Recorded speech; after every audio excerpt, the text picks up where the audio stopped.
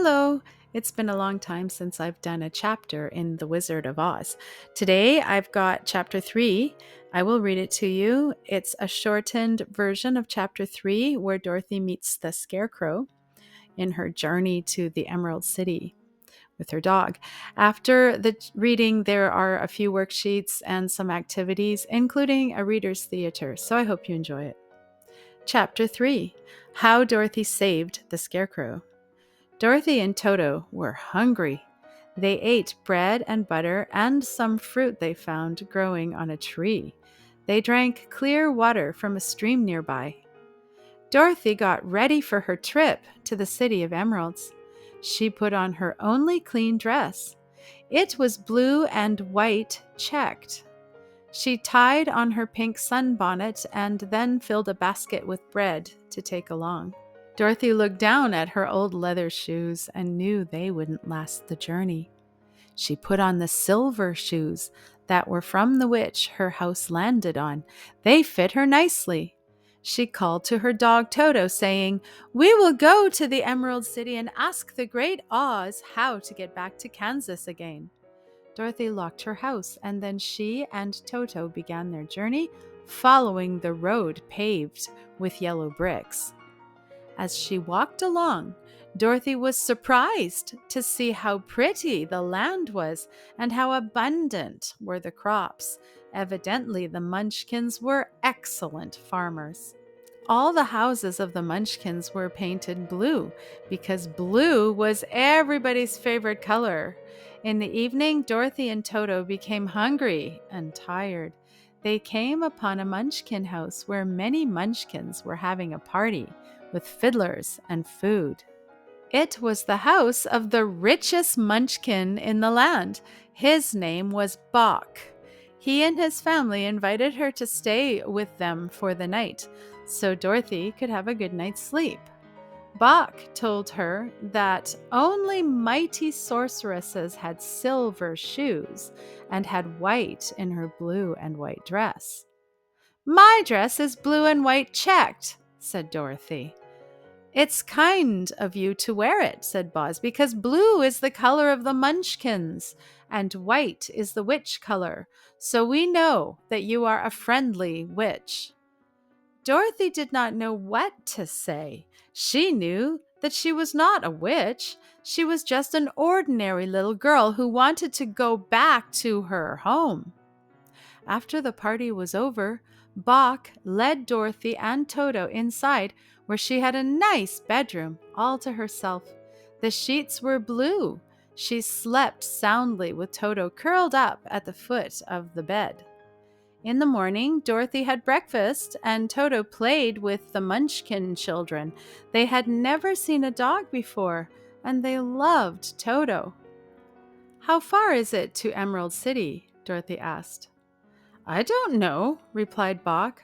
"I have never been to Emerald City. It is a long way away, and you have to pass through many dangerous places to get to it. It is best for people to stay away." This made Dorothy worry a little, but she knew she had to see the Great Oz, so she resolved to keep going. Dorothy and Toto walked many miles. They came to a cornfield where they decided to rest for a while. Dorothy saw a scarecrow in the middle of the field. It was attached high up on a pole to keep the birds away from the corn. Dorothy observed that the scarecrow's head and body were stuffed with straw and that it had eyes, a nose, and a mouth painted on its face. It was wearing a faded blue suit, and it had a pole stuck up its back. Suddenly, Dorothy noticed that the scarecrow had winked at her. She walked over to it. Toto began to bark at the scarecrow. "Good day," said the scarecrow. "Did you speak?" said Dorothy, amazed. "Certainly. I'm happy to meet you, but I'm not feeling well," continued the scarecrow. "What's the matter?" asked Dorothy. "I'm stuck up on this pole and I wish to come down, but I can't," replied the scarecrow. Dorothy lifted the Scarecrow up off of the pole and set him down. He was so thankful. The Scarecrow asked Dorothy who she was and where she was going. Dorothy explained about going to the Emerald City to see Oz so she could get back to her home in Kansas. The Scarecrow seemed interested. He asked if Oz could maybe help him get a brain because he wanted to be able to think of ideas. He said to Dorothy that his head only has straw in it. May I come with you to the Emerald City to see if the Wizard of Oz will give me a brain? The Scarecrow inquired. Dorothy said yes. She felt sorry for the Scarecrow. She told him she would ask the wizard for a brain for him. This made the Scarecrow happy, and he joined Dorothy and Toto on the yellow brick road. At first, Toto was not happy to have the Scarecrow coming with them, and he barked at him. Dorothy said, "Don't worry, Toto won't hurt you." The Scarecrow laughed and said, "I'm not afraid of anything, except for one thing, a lighted match." End of chapter 3. I'd just like to show you the Reader's Theater exercise that follows the reading. You can do this with 1 or 2 or ideally 3 characters, 3 people to play the roles. And if it's a classroom, you can do separate groups of 3 students. Sometimes I have way more, readers, but for this small scenario, 3 will do because it's kind of matching the chapter itself. So Catbert and I will demonstrate how it could work. Not really. So the Scarecrow, he can be the Scarecrow. He says, "Help, help, help, help, help." That's kind of fun because it's practicing one word over and over. I'll be Dorothy. "What is the matter?" And then a dog, who is the 3rd character, would say, "I think he is stuck." "I am stuck." Dog says, "I was right." "What do you want me to do?" "Can you pull me down off this pole?" "No, I'm just going to bark at you."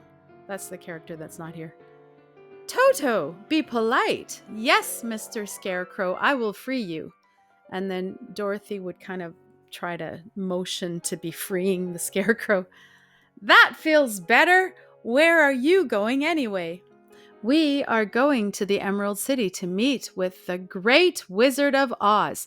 We will ask him how to go home." "I will ask him for 50 tennis balls." That's good practice because you practice the number 50 saying it. So good. "Can I come along with you? I want to ask the wizard for a brain." "I don't have a brain." Toto, of course, says, "Yes, we can tell." "Toto, that's not nice." "Yes, you can come with us, Mr. Scarecrow." So that's it, a small little practice dialogue. Have fun.